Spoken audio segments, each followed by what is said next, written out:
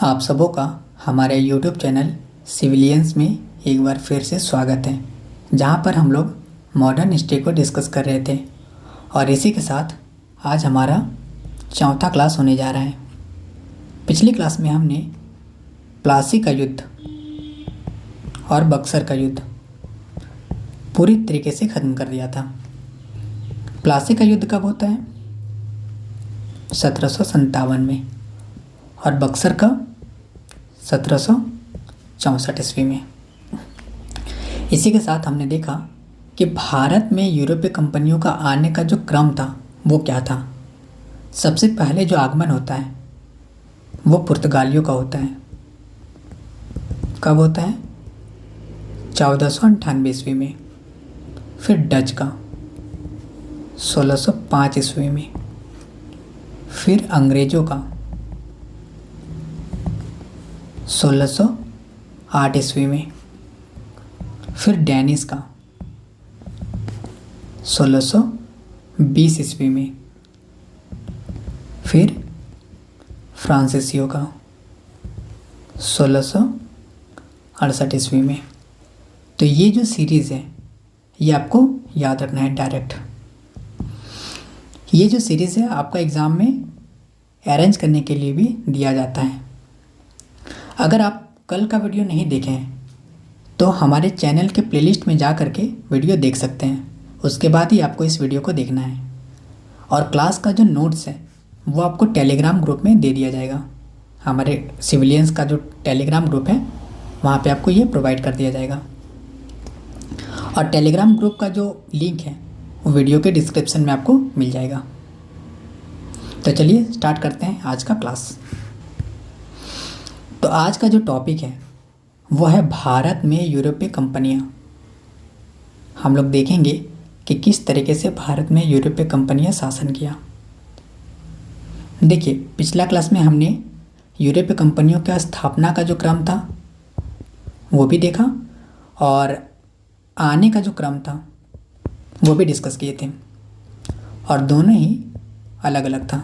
स्थापना का क्रम अलग था और आने का क्रम अलग था। तो उस वीडियो को देख करके आप ये चीज़ क्लियर कर लीजिए। तो चलिए स्टार्ट करते हैं। हमारा आज का पहला टॉपिक वो है पुर्तगाल ईस्ट इंडिया कंपनी। तो इसका जो बेसिक इंट्रोडक्शन है वो देखते हैं पहले। तो इस कंपनी का जो स्थापना है, देखिए हम स्थापना बोल रहे हैं, तो ये 1498 को हुआ था, जो आपको डायरेक्ट याद रखनी ही थी। अब देखते हैं आगे। 17 मई 1498 को पुर्तगाली नाविक वास्को डी गामा, ये नाम इम्पोर्टेंट है, वास्को डी गामा केरल के कालीकट बंदरगाह पर पहुंचा।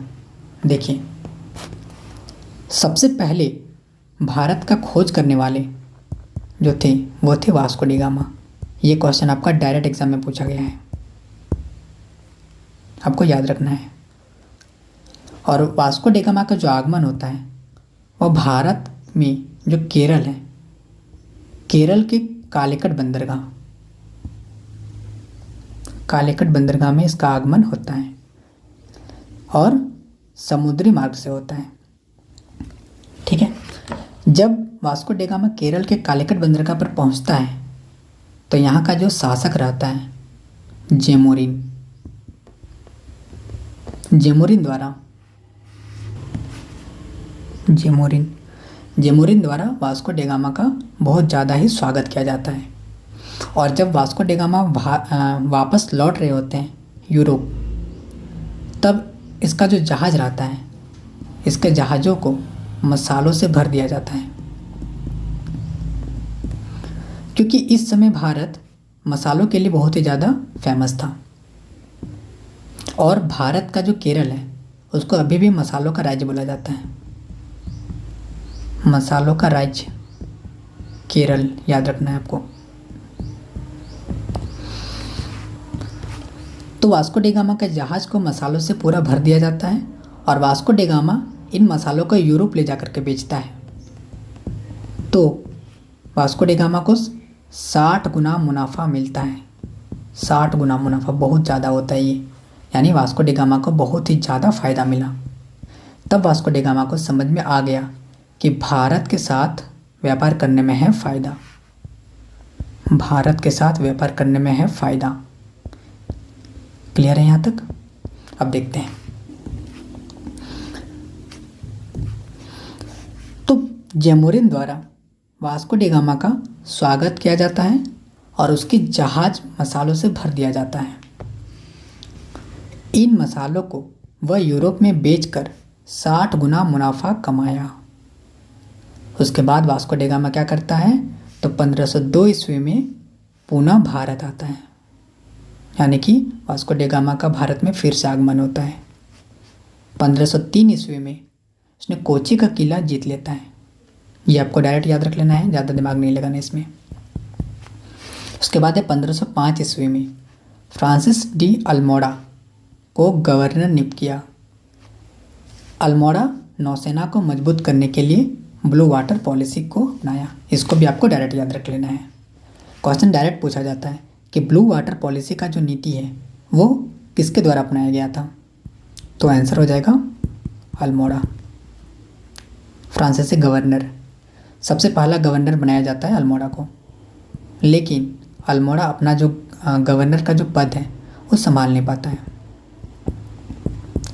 पाता है, जिस कारण से 1509 ईस्वी में अल्बुकर्क को पुर्तगाली गवर्नर नियुक्त किया गया और अल्बुकर्क को पुर्तगालों का वास्तविक गवर्नर कहा जाता है। ये आपका इम्पोर्टेंट है। अब देखते हैं इसके बारे में कुछ फैक्ट्स। तो पुर्तगाली सबसे पहले भारत आए थे और सबसे बाद में भारत छोड़कर गए थे। कब गए थे? 1961 में। ये याद रखना है आपको। अल्बुकर्क ने बीजापुर के शासक से गोवा जीत लिया। बीजापुर जो था वो दक्षिण भारत का एक एरिया था, बीजापुर। तो वहाँ के शासक से गोवा जीत लिया। सीधा याद रख लेना है आपको इसमें। इसका विजयनगर शासक कृष्णदेवराय के साथ अच्छा संबंध स्थापित था। ये भी इम्पोर्टेंट है। पुर्तगालियों ने सर्वप्रथम तंबाकू तथा आलू की खेती प्रारंभ कराई। सर्वप्रथम 1556 ईस्वी में गोवा में प्रिंटिंग प्रेस की स्थापना किया। देखिए हुआ क्या। पुर्तगालियों द्वारा सबसे पहले तंबाकू का खेती प्रारंभ किया गया, फिर आलू का खेती प्रारंभ किया गया, फिर गोवा में प्रिंटिंग प्रेस के भी स्टार्टिंग कराया गया। कब कराया गया? तो 1556 ईस्वी में। ये आपको याद रखना है डायरेक्ट। उसके साथ हम लोगों ने क्या क्या पढ़ा, तो अल्बुकर्क का जो संबंध था वो विजयनगर शासक कृष्णदेवराय के साथ अच्छा संबंध स्थापित था। अल्बुकर्क को पुर्तगालियों का वास्तविक गवर्नर भी कहा जाता है। इतना फैक्ट्स आपको अल्बुकर्क के बारे में याद रखना है। और इससे पहले हमने क्या पढ़ा, तो सबसे पहले भारत आगमन पुर्तगाली नाविक वास्को डी गामा के द्वारा किया जाता है। मतलब वास्को डी गामा सबसे पहले भारत आता है। कहाँ पे आता है? तो भारत का जो केरल का जो कालीकट बंदरगाह रहता है वहाँ पर आगमन होता है। उसके बाद 1502 ईस्वी में वास्को डी गामा का फिर से भारत आगमन होता है, पुनः भारत आगमन। फिर 1503 ईस्वी में कोची का किला ये जीत लेता है। उसके बाद 1505 ईस्वी में अल्मोड़ा को गवर्नर के पद पे नियुक्त किया जाता है, लेकिन ये शासन अच्छा से नहीं कर पाता है। तो उसके बाद अल्बुकर्क को पुर्तगालियों का वास्तविक गवर्नर नियुक्त किया जाता है। तो ये था हम लोग का पुर्तगाल ईस्ट इंडिया कंपनी। अब देखते हैं हम लोग नेक्स्ट है डच ईस्ट इंडिया कंपनी। देखते हैं ये कैसे भारत में शासन किया था। तो इसका जो स्थापना है वह 1602 ईस्वी में हुआ था। इसका जो स्थापना है वो 1602 ईस्वी में हुआ था, लेकिन इस कंपनी का भारत में आगमन जो हुआ था वो 1605 ईस्वी में हुआ था। अब जब ये भारत आया तो सबसे पहला जो व्यापारिक कोठी खोला वो मछलीपट्टनम में खोला था, जो आंध्र प्रदेश में लाइस करता है। फिर पुलिकट में खोला था, जो तमिलनाडु में लाइस करता है। और तीसरा व्यापारिक कोठी सूरत में खोला, जो गुजरात में लाइस करता है। तो ये 3 व्यापारिक कोठी इसने खोला यहाँ पे। अब होता है 1759 में वेदरा का युद्ध। ये युद्ध बहुत ही ज़्यादा इंपॉर्टेंट है, इसका डेट भी आपको याद रखना है, डेट नहीं ओनली ईयर। 1759 में ये युद्ध होता है। इस युद्ध में होता क्या है, तो इस युद्ध में अंग्रेज़ों ने डचों को पूरी तरीके से पराजित कर दिया और उनके सभी व्यापारिक कोठियों पर अधिकार कर लिया। बहुत ही ज़्यादा इंपॉर्टेंट है ये वाला। तो आप देख सकते हैं कि वेदरा का युद्ध में क्या करता है, अंग्रेज़ों ने डचों को पूरी तरीके से नहीं, यानी कि लगभग इसकी सत्ता समाप्त कर देता है और इसका जितना भी व्यापारिक कोठी था सब पर अंग्रेज कब्जा कर लेता है, अंग्रेज़ों का कब्जा हो जाता है। तो इस तरीके से डच ईस्ट इंडिया कंपनी का सफाया हो जाता है और इसका जितना भी व्यापारिक कोठी था इस पर अंग्रेज़ों का कब्जा हो जाता है।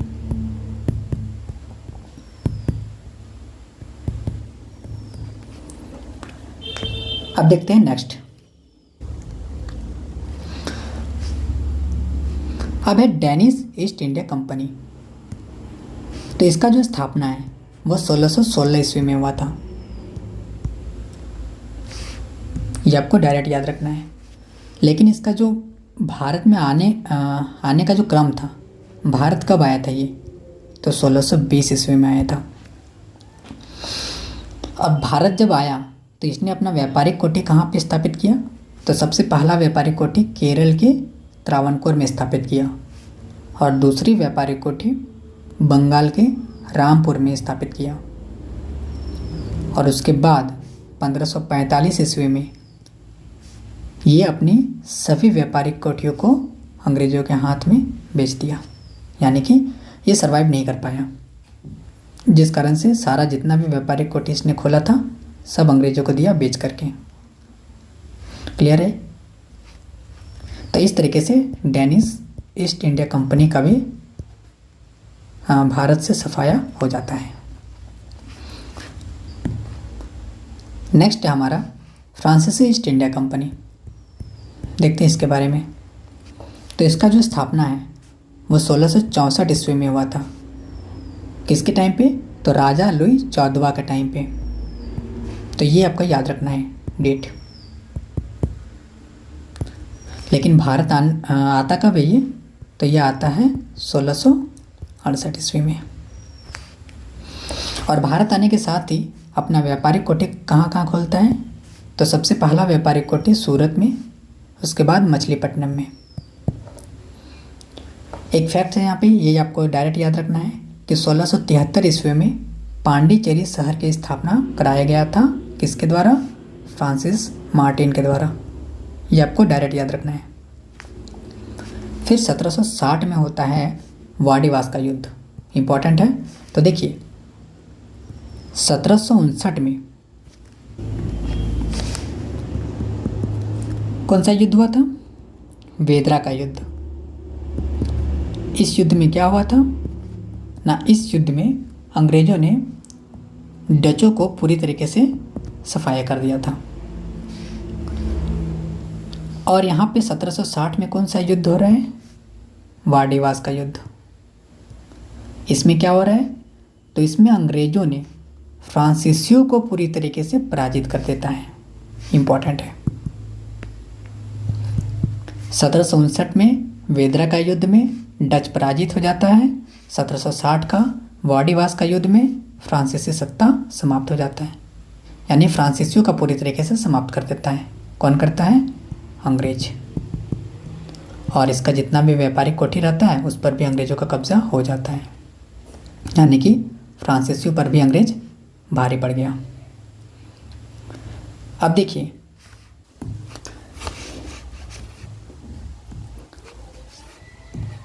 1760 के वाडीवास का युद्ध के बाद फ्रांसीसी सत्ता भारत में ज़्यादा नहीं बचा, कुछ ही क्षेत्रों पर इसका अधिकार स्थापित था, कुछ ही क्षेत्रों पर। और जितना भी जगह इसका अधिकार था उतना में ही ये लोग भारत में बहुत ही लंबे समय तक शासन किया, यानी कि आज़ादी के बाद तक ये लोग भारत में टिका रहा। और कब भारत छोड़ के गया? तो 1956 ईस्वी में। इसको भी आपको याद रखना है। 1956 ईस्वी में फ्रांसीसी ईस्ट इंडिया कंपनी नहीं थे, केवल फ्रांसीसी लोग भारत छोड़कर 1956 ईस्वी में पूरी तरीके से चले गए।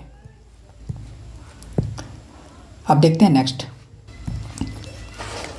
है स्वीडिश ईस्ट इंडिया कंपनी, यानी कि स्वीडन लोग। तो इसके बारे में ज़्यादा आपको याद नहीं रखना है, केवल एक ही चीज़ याद रखना है कि इसका स्थापना हुआ था 1731 ईस्वी में, और ये भारत में सरवाइव नहीं कर सके और अपना व्यापार वगैरह भी विस्तार नहीं कर पाया, कुछ भी नहीं कर पाया भारत में आकर, जिस कारण ये खुद भारत छोड़कर चले गया। बस, इससे ज़्यादा कुछ इम्पोर्टेंट इसमें नहीं है। तो हम लोग देख लिए कि पुर्तगाल ईस्ट इंडिया कंपनी किस तरीके से शासन किया,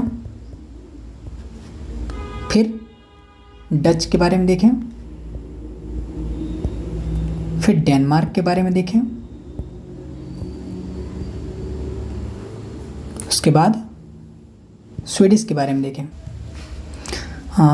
उसके बाद फ्रांसीसी के बारे में देखें,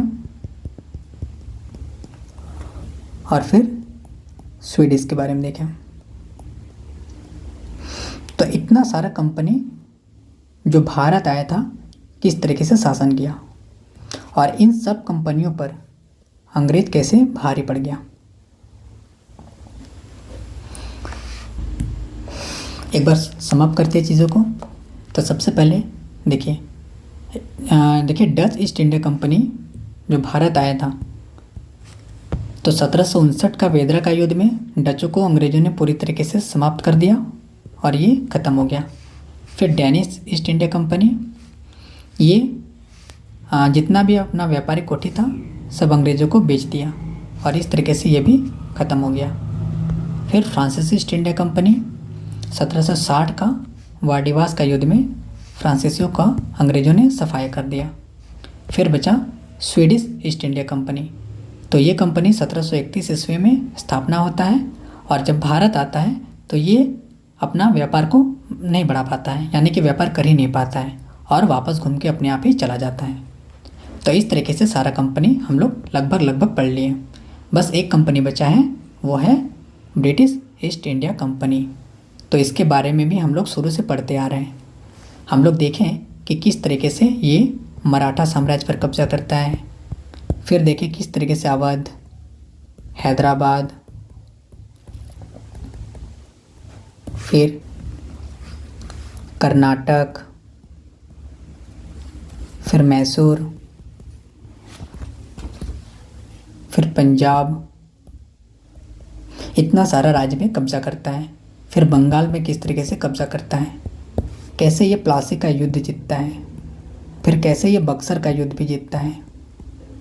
और जितना भी अभी कंपनी के बारे में हम लोगों ने डिस्कस किया, उन कंपनियों पर भी किस तरीके से अंग्रेज भारी पड़ जाता है। तो इतना सारा चीज़ हम लोग डिस्कस कर चुके हैं, बट फिर भी हम लोग यहाँ पे एक बार शॉर्ट में चीज़ों को देखेंगे। तो देखते हैं। तो ब्रिटिश ईस्ट इंडिया कंपनी, इसका जो स्थापना होता है वो 31 दिसंबर 1600 ईस्वी में होता है इंग्लैंड की महारानी एलिजाबेथ के द्वारा। और भारत में इस समय मुग़ल बादशाह अकबर का शासन था।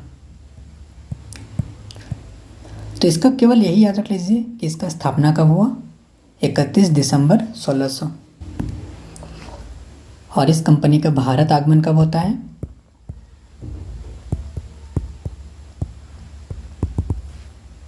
1608 ईस्वी में। ये आपको याद रखना है। फिर है 1639 ईस्वी में ब्रिटिश ईस्ट इंडिया कंपनी ने मद्रास को भाड़े पर ले लिया और यहाँ फोर्ट सेंट जॉर्ज का किला बनाया। उतना इम्पोर्टेंट नहीं है, केवल पढ़ लीजिए इसको। फिर कलकत्ता शहर की स्थापना जॉब चार्नक ने किया था। ये आपका इम्पोर्टेंट है, ये आपको डायरेक्ट याद रखना है। कलकत्ता शहर किसके द्वारा बनाया गया? जॉब चार्नक के द्वारा बनाया गया, मतलब स्थापना किया गया था। फिर 1717 ईस्वी में फर्रुखसियर ने अंग्रेज़ों को व्यापारिक छूट दे दिया। देखिए, हालांकि अंग्रेज़ों को जो व्यापार करने का जो इजाज़त था वो जहांगीर के समय ही मिल गया था। मुग़ल बादशाह जब जहांगीर शासन कर रहा था उसी समय मिल गया था। लेकिन लिखित में अगर बोलेंगे, लिखित में मान्यता दे दिया, यानी कि लिखित में व्यापार करने में छूट दे दिया, वो दिया था फर्रुखसियर के द्वारा, मुग़ल शासक फर्रुखसियर। और इसी चीज़ को अंग्रेजी साम्राज्य का मैग्ना कार्टा कहा जाता है। मैग्ना कार्टा, ये आपका इम्पोर्टेंट फैक्ट है, इसको याद रखना है। फिर 1757 ईस्वी में, ये चीज़ हम लोग कल डिस्कस कर लिए थे अच्छा से, प्लासी का युद्ध, कल के क्लास में। प्लासी का युद्ध, उसके बाद अंग्रेज़ों ने बंगाल के क्षेत्र पर अप्रत्यक्ष रूप से शासन करने लगा। यानी कि जब प्लासी का युद्ध हुआ, तो प्लासी का युद्ध जब अंग्रेज़ जीतता है, हालांकि ये धोखे से जीता जाता है अंग्रेज़ों के द्वारा, लेकिन प्लासी का युद्ध के बाद अंग्रेज़ को बंगाल में अपना पैर फैलाने का मौका मिल गया। वही है, प्लासी के युद्ध के बाद अंग्रेज़ों को बंगाल में पैर जमाने का मौका मिला। उसके बाद होता है 1764 ईस्वी में बक्सर का युद्ध। इसमें क्या होता है? तो इसमें भारत में पैर जमाने का मौका मिला। यानी कि जब 1764 में अंग्रेज़ों ने बक्सर का युद्ध जीतता है, जीतने के बाद ही 1765 में शाह आलम II के साथ, मुग़ल बादशाह शाह आलम II के साथ इलाहाबाद की संधि होता है। और इस संधि में क्या डील होता था, मतलब क्या डील हुआ था कि पूरा का पूरा बंगाल, बिहार और उड़ीसा, इन तीनों राज्य का दीवानी राजस्व अंग्रेज़ों को सौंपा जाए, अंग्रेज़ों को। तो इस तरीके से अंग्रेज़ बक्सर का युद्ध के बाद लगभग पूरा भारत में कब्जा कर लेता है। फिर आज के क्लास में ही हमने देखा कि 1759 ईस्वी में वेदरा का युद्ध होता है। इसमें अंग्रेज़ों ने डचों को पूरी तरीके से पराजित कर देता है। फिर 1760 में वाडिवास का युद्ध होता है। इसमें फ्रांसीसियों को पराजित कर देता है अंग्रेज़ों ने। और इस तरीके से पूरा भारत पर बच जाता है केवल अंग्रेज। तो इस तरीके से आज का क्लास हम लोग का ख़त्म होता है। नेक्स्ट क्लास में हम लोग 1857 की क्रांति के बारे में पढ़ेंगे। क्योंकि हुआ क्या कि भारत में अब तो अंग्रेज़ों का कब्जा हो गया, तो धीरे धीरे पूरा भारत में ईस्ट इंडिया कंपनी में भ्रष्टाचार फैलने लगा। यानी कि पूरा का पूरा भ्रष्टाचार बढ़ने लगा। और साथ ही जितना भी भारतीय था, इन लोग का गुस्सा भी अंग्रेज़ों के प्रति बढ़ते जा रहा था। तो सारा का सारा गुस्सा अब 1857 के क्रांति में निकलेगा। तो नेक्स्ट क्लास में हम लोग देखेंगे 1857 की क्रांति। वीडियो देखने के लिए थैंक यू।